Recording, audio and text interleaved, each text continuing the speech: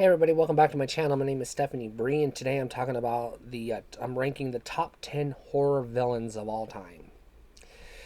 So, I have another channel, Horror Trans, where I talk about horror things, so you can go ahead and check that out.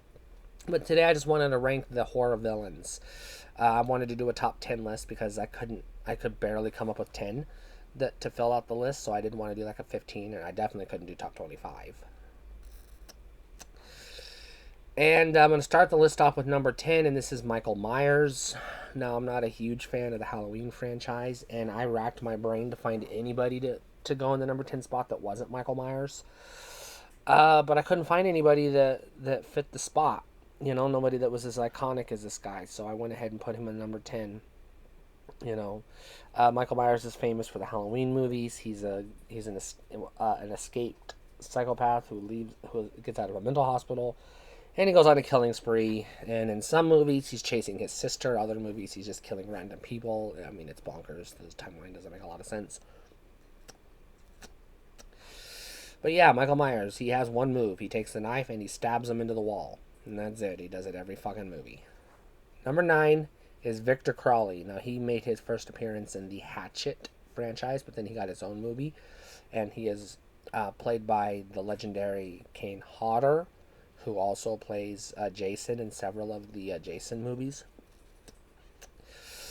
So Victor Crowley is this kid who was deformed, who dies in a house fire, and his specter haunts the swamp where his house was. And anyone who goes into his swamp, he kills. It's pretty simple. It's basically Jason, basically. And he's another one because he's a specter. He's unkillable. So, you know, his movies are pretty gruesome. His kills are very violent. And he's very scary. Number 8 is Art the Clown. Now, he's from the Terrifier movies, but he also makes appearances in the All Hallows Eve movies, which is kind of weird. But Art the Clown is this silent serial killer who does some pantomime. And he stalks people and he kills them. And he, as far as I can tell, doesn't really have much in the way of motivation. I don't really understand. I don't know if they really have his backstory or not. I haven't seen all of the movies yet, but from what I have seen, he's just sort of some random murderer. But he is very gruesome, and he's very memorable. So when you see him, you will recognize him. Number 7 is Patrick Bateman. Now, he is from the movie American Psycho. Now, I almost put Norman Bates on here because he's from the classic Psycho, but I think Patrick Bateman's just a little bit more interesting as a character. He's this high society type rich dude who kills other high society type rich people. But he kills just for the thrill of it, just for the blood rush. That's his motivation. He just gets off on it. He also kills a lot of hookers because, you know, they're easy to lure into his house. So, easy targets. Number 6 is Chucky, also known as Charles Lee Ray. Chucky is a serial killer who possesses a doll and becomes a killer doll. Chucky is known for his quips, his one-liners, but he's also known for being a bastard. He just kills for the fun of it. He doesn't really have much in the way of motivation. He's just a serial killer because he gets off on it, kind of like Patrick Bateman. But he actually does some creative kills. And I wouldn't say he's scary necessarily, but, you know, he definitely, you know, he uses the doll to his advantage and he can get into places other killers can't. So, you know, he definitely does like to hide and jump out at you, so he's known for his jump scares.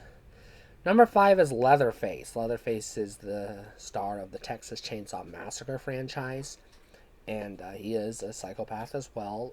His motivation, he is deformed, and he grew up in a family of weirdos, psychopaths themselves, monsters, who kill people because they're hillbillies and they got nothing better to do.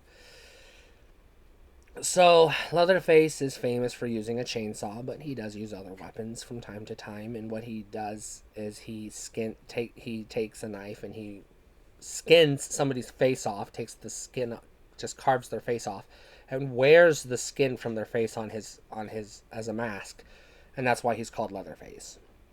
Number 4 is Ghostface. Ghostface is from the Scream franchise. Now, Ghostface isn't a singular killer. Every movie, it's a different killer, and sometimes it's two killers, sometimes it's one killer. But it's always somebody in the same costume, and it's always the same guy doing the voice. Ghostface's motivation changes, obviously, from film to film, and his or her kills, change from film to film. Sometimes it's well, most of the time it's stabbing, but sometimes they get creative and use the environment to their advantage. Sometimes they throw people off of buildings, things like that. Pretty interesting, a little bit scarier than some of these other guys, and a little bit more iconic, I would say, than some of these other guys. Number 3 is Pinhead from the Hellraiser franchise. Pinhead is just fucking fantastic. Basically, he's a demon, but he's also he's called a Cenobite, and he's also a priest of the demons or a priest of hell or something like that. Now, in the most recent movie, Pinhead was a female, but we're discounting that one for right now just because we're talking about Hellraiser as a whole, and as a whole, it's always been a dude. So Pinhead gets real creative with his kills, but he likes to torture people that he kills. He likes to use pain as pleasure. So he likes to torture them as a way for them to experience pain as pleasure. Number 2 is Jason Voorhees. He is just so fucking iconic. Jason is just like the silent killer who I think is better than Michael Myers 100% all the way. He definitely does way more creative kills. He's got way more variety. He's got a little bit more interesting backstory. He was a deformed kid who drowned in the lake, and then he comes back as a unkillable, basically zombie, if you will.